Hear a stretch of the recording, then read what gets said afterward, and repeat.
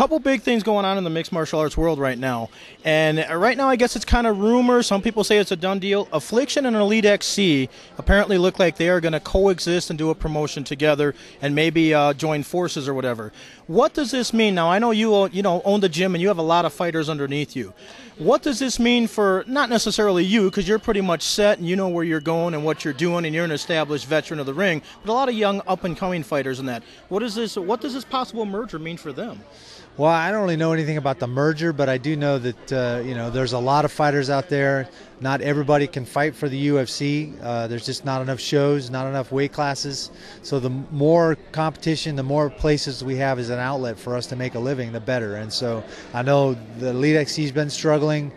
Kimbo and Gina are kind of their two big stars, but they've been losing a lot of money, and so maybe teaming up with Affliction can rectify some of that. They can make some things happen and continue to put on big shows and allow other fighters to continue to make a living. Well, it certainly wouldn't hurt to be on the CBS on national exposure. Well, I think any kind of positive national exposure we get there. I think the concern originally was with Elite XC going to CBS was Kimbo Slice, because he comes from that kind of backyard street brawling experience, and that's not necessarily a positive reflection on our sport, but I think he's done a good job.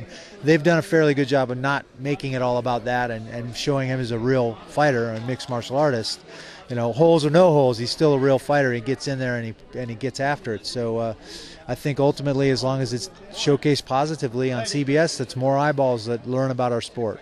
Okay, so you think Kimbo Slice is maybe a legitimate MMA fighter? I think he has a ton of potential to be, yeah. I think he's the first one to admit that he's got a lot of things to learn. He's got to shore up his ground game and work on his wrestling, and probably through that his conditioning needs to kind of take another step up, which are all things that I think were pointed out in the Elite XC with James Thompson. So, it's not all street fighting. This sport isn't about that kind of mindset, and I think he's the first guy to say that.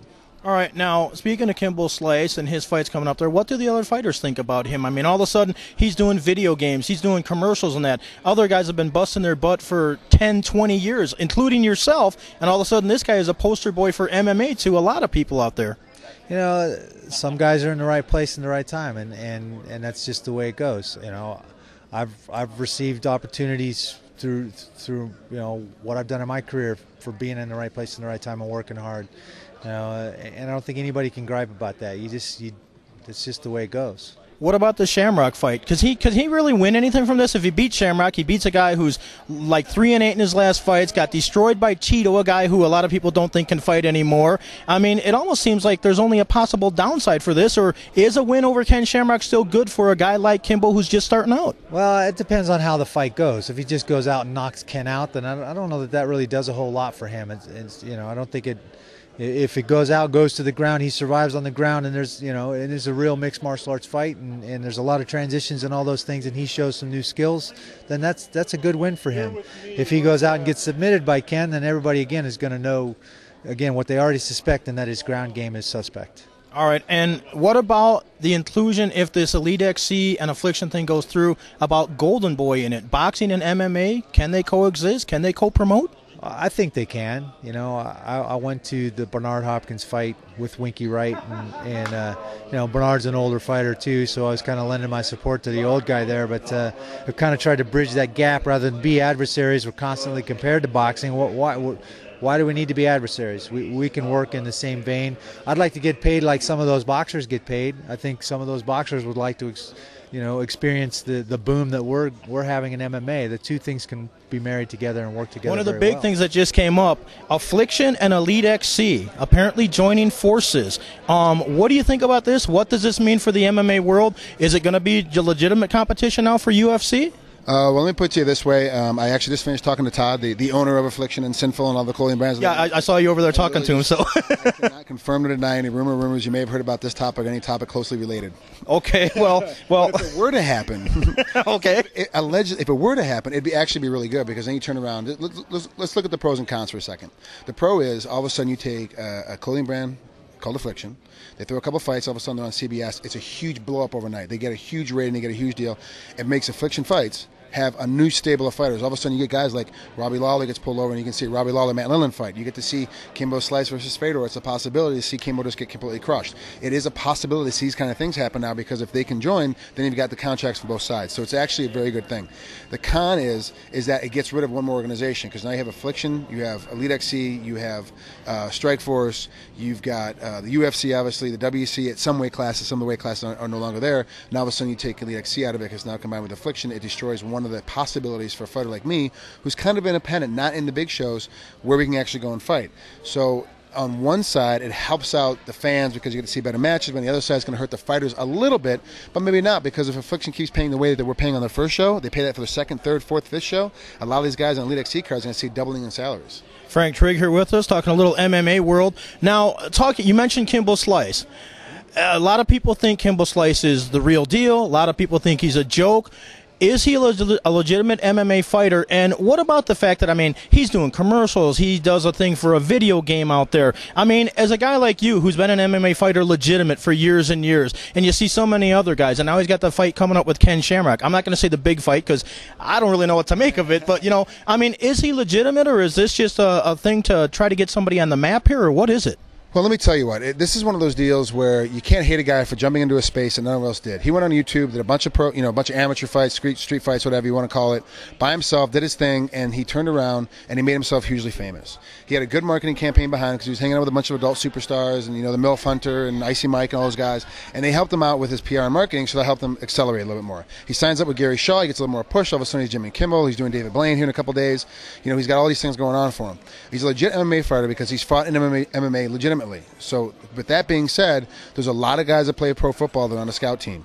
There's a lot of guys that play pro baseball that you never see play because they're in the a single A minor league out in the middle of Terre Haute, Gary, Indiana. You never heard of these guys before. There's a lot of guys that are pro fighters that you will never see from or hear from because they're fighting in these smaller shows. Kimbo Slice is one of those guys that's a small fighter caliber guy that's in the big show.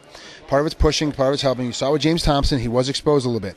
Kimbo is dedicated to the sport. He's really trying to train hard. He's really trying to get after it. He's really trying to pay attention to what's going on. He's had two fights. I mean, what do you expect from this guy? He can't be a superstar overnight because he hasn't had the time. A lot of us have been in 11 years really dedicating ourselves to this, trying every little aspect. We're trying as hard as we can to make this thing work. Kimbo just hasn't had the time yet. Give him some time. I think it'll be a lot better than what we've seen. But is he great right now? Is he the real deal right now? Well, who are you going to compare him to the real deal? Can he beat Ferdinand Emelianenko? No. Can he beat Randy Couture? No. Nogueira, Mir, Herring. There's a lot of guys out there in the top 10 that you're going, he can't beat these guys. What's going to happen when he ever fights one of these guys and get destroyed? But is he a top 20 guy? Heavyweight division right now is so spread out, so bad right now.